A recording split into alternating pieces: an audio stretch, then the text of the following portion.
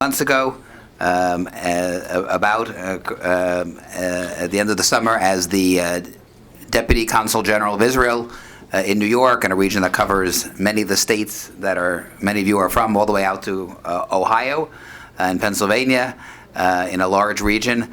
And he has been ably representing Israel in this moment, and he's a career diplomat who came here from assignment as the Deputy Ambassador in Greece.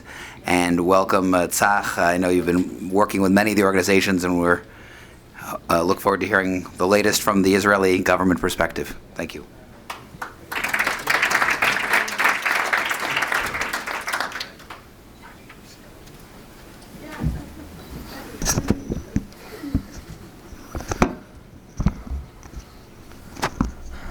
So refreshing to be here and to talk about Zionism, and in the good sense, in a positive sense. Unfortunately, we see that since even before, since 1975, this term has been somewhat stolen away from us, and I'm happy and proud to stand here and to talk with Zionists. In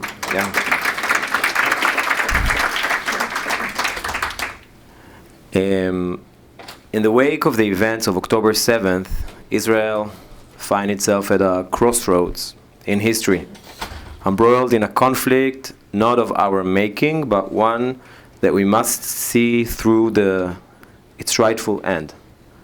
This war, ignited by the inexcusable and brutal actions of Hamas's terrorists, has cost us dearly, in lives lost and in peace shattered. The world must recognize when we fight against this terror, we fight not just for Israel, but for the very principles of freedom and democracy that bind the free world together. We stand here today in the shadow of merciless enemy, an enemy that has not only vowed our destruction, but has acted upon these threats with chilling precision. They use their people as shields, a tactic as cowardly as it is cruel, revealing the depths of their disregard for human life. Our response, shaped by necessity, is measured and focused. We seek not war, but the elimination of this threat and the preservation of our people. In this campaign, our ultimate objective remains clear and unwavering: the removal of Hamas's military threat and the return of every single hostage.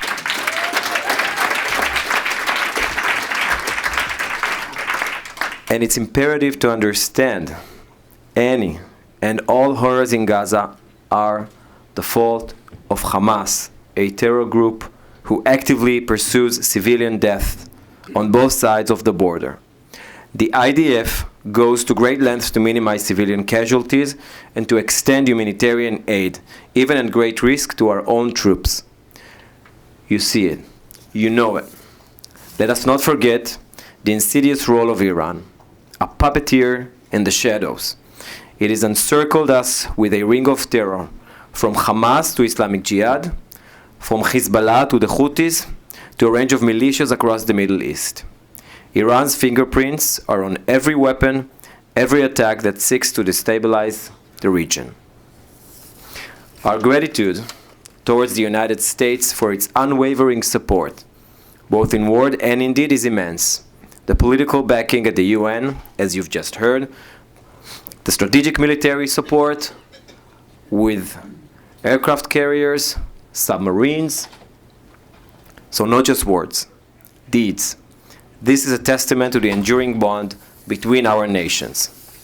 And yes, amidst this solidarity, we are alarmed by the surge in violent anti-Semitic demonstrations across the globe, not just here in the United States. These are not mere protests. They are a denial of our right to exist.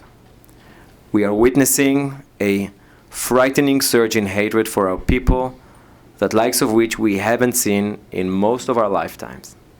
October 7th was not only the deadliest day to the Jewish people since the Shoah, but has also sparked one of the largest waves of anti-Semitism since. The things we are seeing now are not mere criticism. They are a call for the erasure of our nation, our people, from the annals of history. The calls from the river to the sea, Palestine will be free, are particularly alarming. This slogan, often chanted by those ignorant of its implications, advocates an anti-Semitic agenda calling for the expulsion and ethnic cleansing of Jews from their historical homeland. And this is not a stance rooted in human rights, it's hypocrisy, and this is evil. The use of swastikas in pro-Palestinian demonstrations, the vandalism of Jewish homes, cemeteries, schools and businesses, and the rise of physical assaults against Jews on the streets are stark reminders of this growing threat. Also to the United States, American flags were ripped down by pro-Palestinians just a few days ago, right here next to Grand Central Station. Jewish, Israeli, and Zionist students are now fearful for their safety on campuses, forced to hide their identities as their grandparents did decades ago. This escalation in anti-Semitism is a grave danger. Harkening back to the United Nations 1975 resolution equating Zionism with racism. This is a decision that has fueled pure and dangerous anti-Semitism and, of course, anti-Jewish racism. This dehumanization of Jews must be confronted and must be stopped.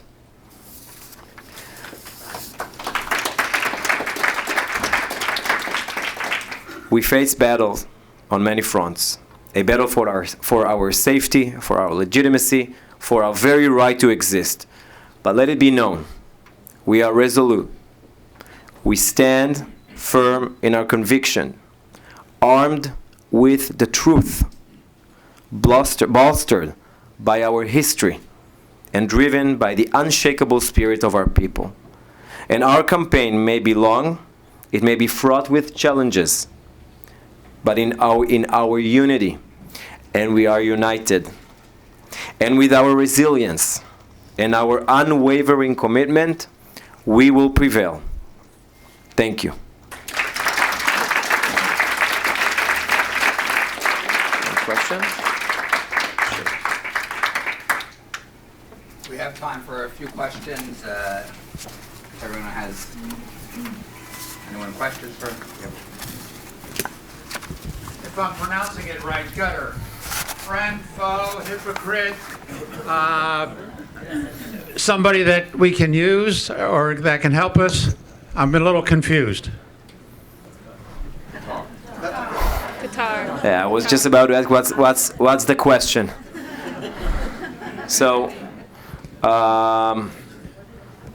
yes, Qatar is playing a role in what's happening.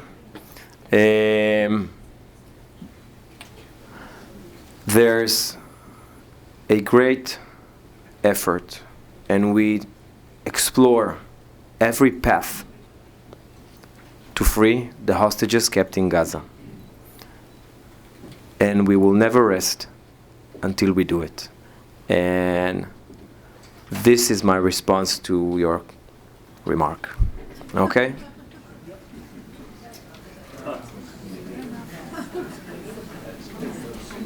This is our obligation for the moment.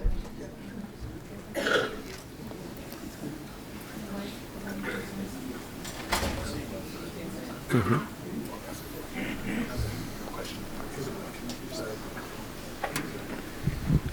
Thank you for being here. It's not an easy job in your role, and we're concerned here, we're concerned there. We all have relatives and friends. Is there anything you would like to see?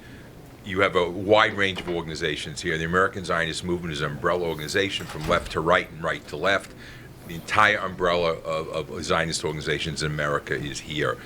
Is there anything else you would like to see, or what would you like to see beyond what we're trying to do? I think that what you're doing so far, and by now, is important. It's difficult. It's not just supporting Israel, and as I said, it's being a Zionist. For many of you, it also means being a Jew in the United States in these days. It's a very hard task. It can be sometimes dangerous because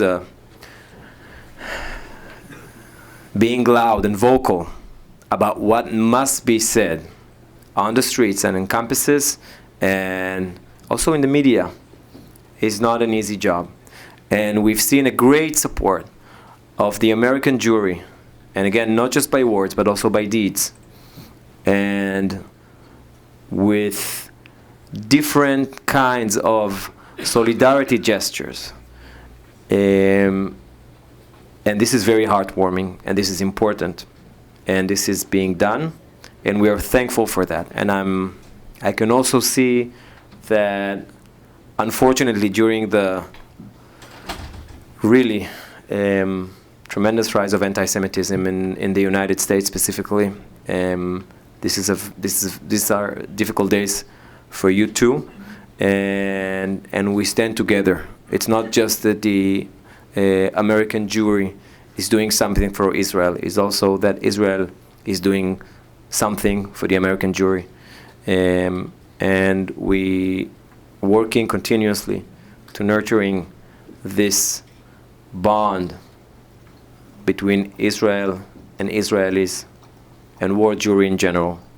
And that's the most important thing, to be unbreakable, to make sure that this bond is unbreakable. And unfortunately, these difficult times show us that this bond is unbreakable. And I'm saying unfortunately because we shouldn't go through war, some would say existential war, to feel it. Thank you. Thank you also for being with us. This morning we spent a good bit of time with some experts in the communications and social media and content field. They were sharing with us their thoughts in terms of the messaging that is, in fact, resonating well in dealing with anti-Zionism and anti-Semitism. And they've identified those groups, particularly in the United States, with whom we need to make that case. How is that messaging shared with the MFA and the government of Israel? Because the messaging that they have tested is very inconsistent with what we hear coming, and how do we align what professionals here in the Jewish world who are very committed to fighting anti-Zionism and anti-Semitism and support that with the messaging that's actually coming out of the government? Okay, so first of all, it's very important to understand that nowadays, and it's clear, you were talking a lot about anti-Semitism and anti-Zionism. Now it's crystal clear that they are almost identical these days. And again, people, the main problem is the normalization of being anti-Semitic and anti-Zionist.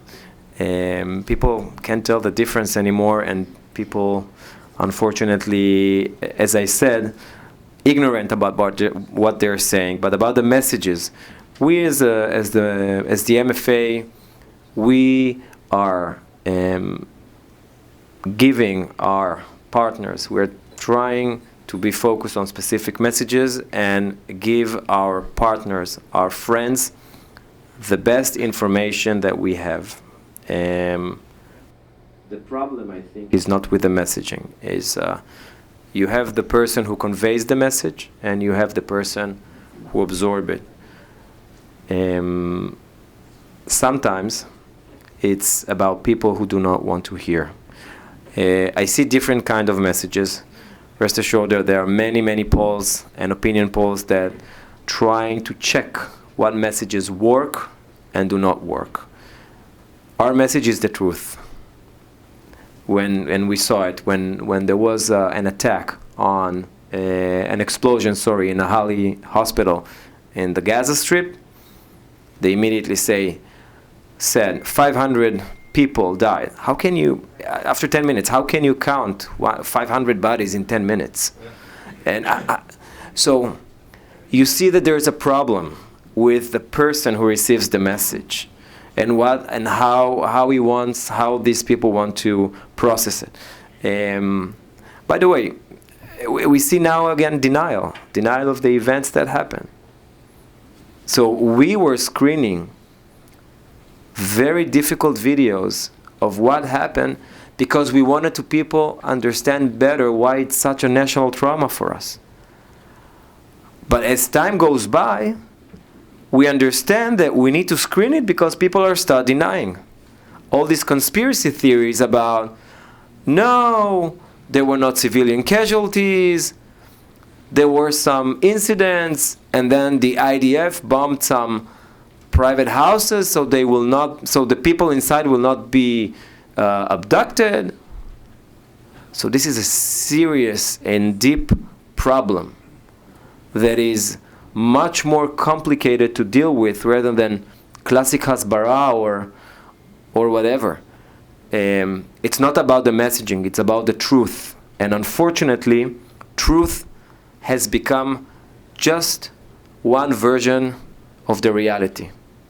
And this is why the challenge is very difficult.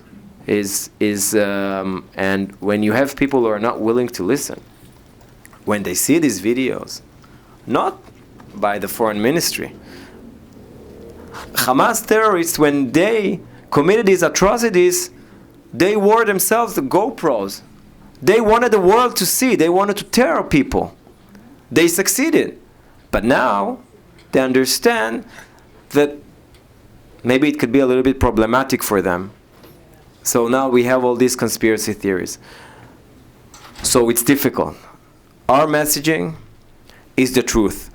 It took us a few hours to make sure with this hospital that what we say can be backed with proofs, with footage, with some intelligence. We cannot just say, okay, the IDF says that it's a PIJ missile that was exploded, that was misfired and landed in the Gaza Strip on this hospital. It's not enough. We needed to have proof. Once we had it, we went to the different media outlets, we had statements, and it was somewhat of a turning point, by the way.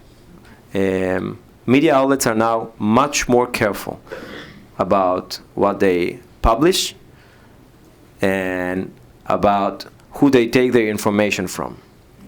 The same, by the way, goes for the number of Palestinian casualties. We cannot say how many Palestinian casualties. How can they know? And I'm asking seriously, I do not know. I cannot tell you how many of them are terrorists. Yes, there is a civilian. There are civilian casualties. Yes, there is collateral damage. We're doing everything to minimize it. But if I can tell you, if the Israeli authorities can say this number is correct, or the Palestinian Ministry of Health, I don't know. That's why I'm saying the best message is the truth. And yes, sometimes it's not enough. Well, physically, the horrific events of October 7th were perpetrated by Hamas. That it was not in a vacuum, in that Hamas is a part of a larger, it's a snake where the head is in Iran. The events of October 7th was around the same time as a year from when there was a protest movement in Iran. People now are not talking about what's the story with the development of the nuclear bomb in Iran. So my question, and also around the Saudi, Israel, United States. So my question is, with Iran in the picture, why is that not being focused on? And in your discussion with people, besides discussing Hamas's role, is Iran being discussed? Well, you started your remarks or question by saying that Hamas attack didn't happen in a vacuum. It took me directly to the words of Secretary General Boel. That was okay. So yes, in that sense, there is Iran is definitely orchestrating what's happening in our region. they have been constantly building an axis, what we call an axis of evil, that starts with Hezbollah. Hezbollah is the non-state actor, the strongest in our region. Their military power is four or five times greater than Hamas. Also, Hamas themselves, they were trained, funded, got weapons from the Iranians. It goes to Syria, and then we saw also, and by the way, they attack not only Israeli targets, they're targeting American bases in the region. The Shiite militias in Iraq, the Houthis in Yemen, that they did fire ballistic missiles into Israel. These were intercepted. And I can tell you at least two good things about it. One, that they were intercepted, and by that we were managed to test the capabilities of very good missiles that know how to deal with these specific missiles, and also if they carry nuclear heads. And the second things, and I would put it that way, not everything that were shot from Yemen to Israel were intercepted by Israel, and this is very important. Everyone's aware of the bigger story. Now it's a question how you deal with it. Now we're focusing on the Gaza Strip. We don't want to see another front in the north, because this is going to be very, very costly and devastating for Lebanon. Yes, but the Israeli home front is going to also pay a heavy price if another front is opened in the north. And this is something we have to understand. But the situation so far, what we see, is that Hezbollah is escalating every single day their actions against Israel, whether by range or the kind of the weapons that they are using, or their targets, military or civilians, and this is a great concern.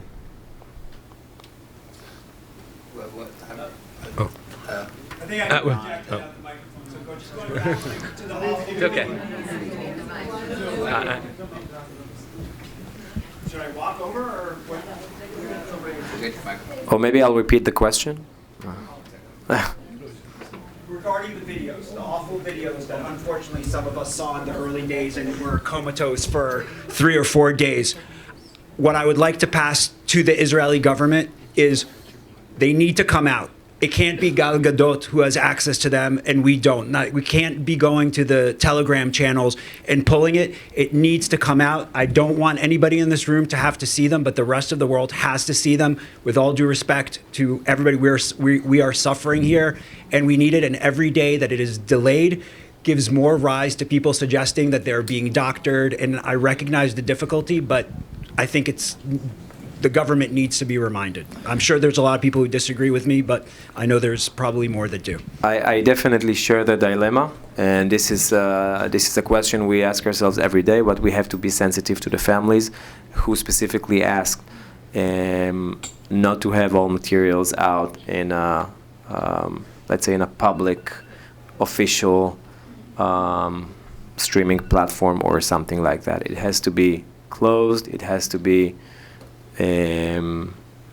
under control in terms of making sure that these materials stay in the room. And again, it's a very sensitive issue. So we must take into considerations also the requests of the families of the victims. Ambassador Knives has just arrived. We have a couple more questions. David Dorman and then Debbie Isaac, and we'll see how much time we have. David. Thank you. I very much appreciate your point about the danger of a second front. I'm actually worried also about the danger of a third front, because I noticed increasing settler violence in the West Bank. These types of attacks seem to me just to be playing into Hamas's hands, playing into Hezbollah's hands. That Israel is at war with the Palestinians as opposed to being at war with Hamas. And I wonder if you could address what's being done to stop this settler violence. Okay, we're going to take a couple of questions. So, So I need to write down. hi. I just want to take another perspective on a similar concept, and that is, can you speak a little bit about, in terms of in Yehuda and Shomron, there, I understand that there had been found there are a lot of capabilities where there could have been another October 7th kind of attack coming from there, and what's happening there. So can you give us the full picture of Yehuda v'Shomron on the different things that are being asked about? Okay, I'll refer to, it's basically quite of similar questions. Hamas is not Hamas's limited in capabilities are not limited to the Gaza Strip. There are many Hamas and PIJ terrorists also in the West Bank, in Judea and Samaria. They are supported by Iran not only in the Gaza Strip, but specifically in Judea and Samaria. This is proven. The effort is even bigger in Judea and Samaria because when before October 7th, when there were attempts to keep the Gaza Strip calm, they were trying to to carry out terrorist attacks from East Jerusalem and Judea and Samaria. So it's not that the Hamas and the PIJ are limited to the Gaza Strip, and it's not that the Iranian support is limited to the Gaza Strip. It's even bigger in the West Bank. If you can just repeat the specific question, yeah, we do whatever is possible to keep this front as quiet as possible, but there's a lot going on. There's a lot of terrorist activity coming from Judea and Samaria. They are trying to carry out, as we speak, more terrorist attack, whether in the West Bank or from the West Bank in Israel. I think we're going to wrap it up now because Sure. Ambassador Nides is here, and want to thank Tsach for.